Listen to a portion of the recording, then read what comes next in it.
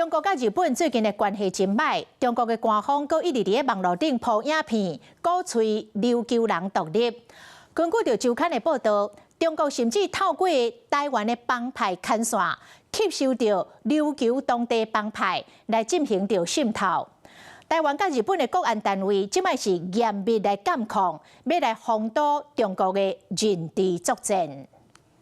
believe they were never part of Japan。中日双方关系紧张之时，中国故意透过官媒伫咧网络顶端放送影片，内容会使讲拢是咧鼓励琉球人独立。日本嘛唔认输，防卫大臣小泉进出郎伫咧社群铺文，到沖縄乌那国岛视察，佮宣布要部署飞弹。日本的态度强硬，传出就是因为对中国的侵略有警觉。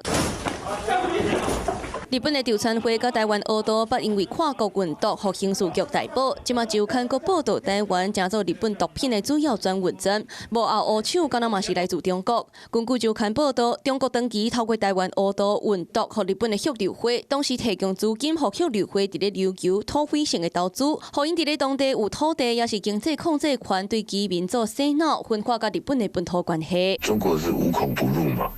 他们等于做这种 统战工作也是无孔不入，所以常常会派很多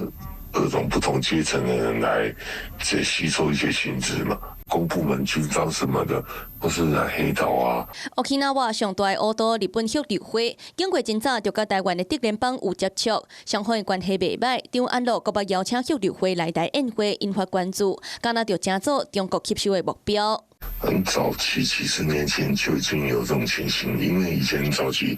台湾常都在生产的安非他命嘛，所以日本的帮派他就会派一些年轻人来。中国透过台湾学徒侵入日本，动作真多，早就引起台日国安单位的重视，双方嘛严格监控，要防止中国的侵入认知作战。